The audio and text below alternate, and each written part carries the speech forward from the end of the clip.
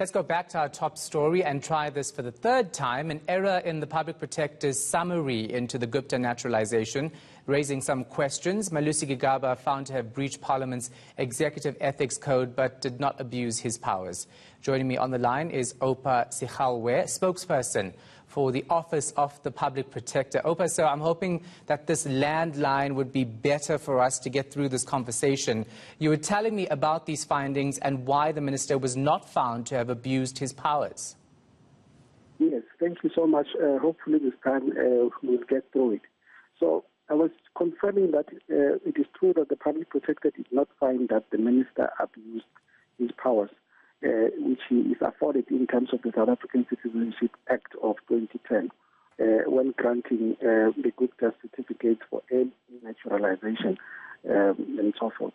Now, the reason the Public Protector could not make an adverse finding in this regard is that that very same piece of legislation bestows upon the Minister of Home Affairs a discretion for him to waive certain requirements relating to those kind of applications. And then in his opinion, after having considered even the motivation that was prepared by officials, he still did find that there were exceptional circumstances that existed to warrant the kind of decision that he ended up with. And on that basis, the Public Protector accepted that he exercised the discretion that he had or was entitled to in terms of that particular law. And did the Public Protector look at Malusi Gigaba's relationship with the Guptas? Because that's where people raise concerns, that he was friends with them and that he abused his powers in that regard. Yes, the Public Protector looked at the issues holistically, but most importantly, she looked at the documentation which preceded that particular decision. For instance, there was a motivation which was prepared by a number of officials, high-ranking officials for that matter, including then Director General Mr. Kuseni Apleni and then Deputy Director General Mr. Muslim Kize. And on the basis of that motivation, it appeared to the Public Protector that the minister then went ahead to exercise his discretion and make that particular decision. And in terms of breaching Parliament's ethics code, still no remedial action with that rule being broken. Why? Yes, although the Public Protector did find that the minister breached the Executive Ethics Code, she could not take any remedial action against the former minister because that kind of action would not serve any judicious purpose in the light of the minister having resigned his roles as both the Minister of Home Affairs and a Member of Parliament as far back as 2018.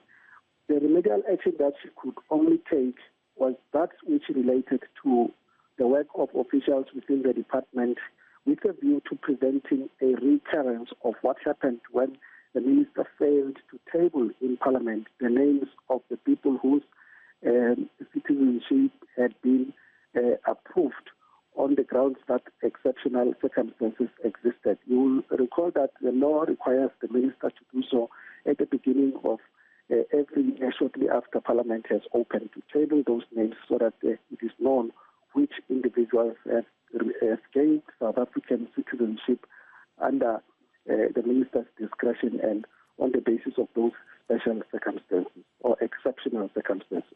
It didn't stop there, though, did it, Opa? Because the Public Protector further found that Malusi Gigaba misrepresented facts in a press conference in March 2018 when he misinformed the public about Atul Gupta, saying that he was not a citizen of the Republic of South Africa. So that in itself says that the minister lied twice, so to speak, about this naturalization process. So what was he hiding?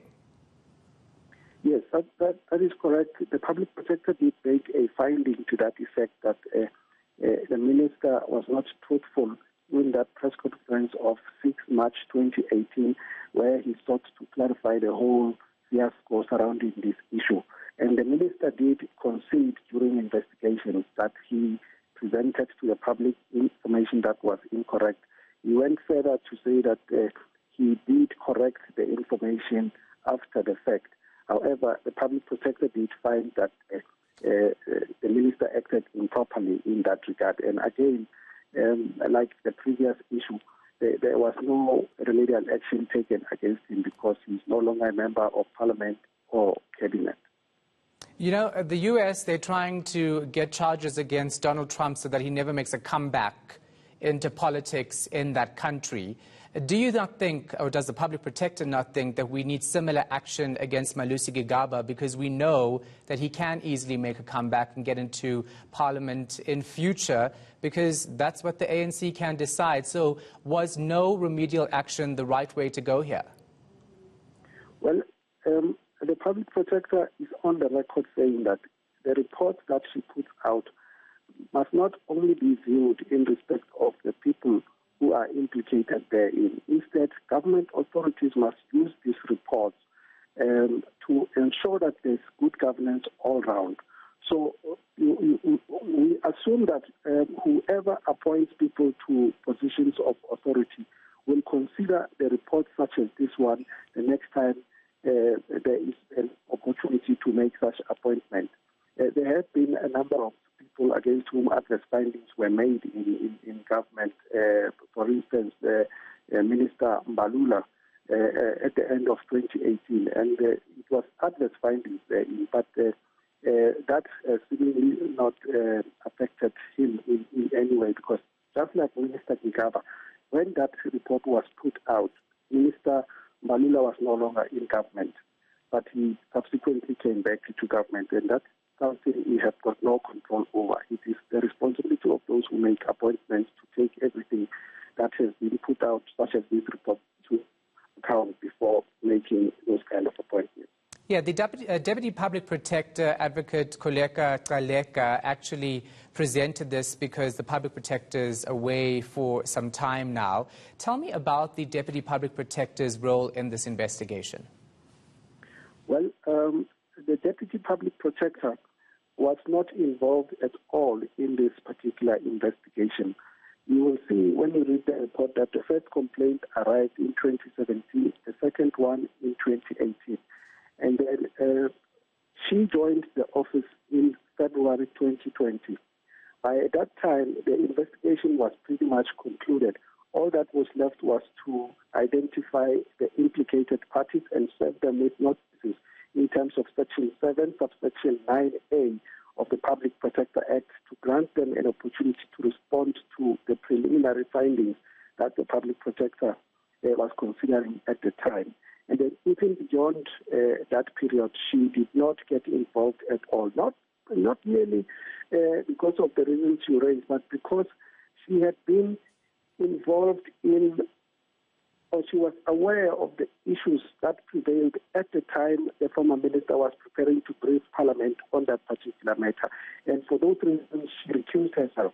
If you look at the report, you will note that it was signed by the Public Protector last year already, in December. Yeah, all right, makes sense, because she was advisor to Malusi Gigaba under 2 terms for when he served in government. Thank you so much for that. We appreciate it.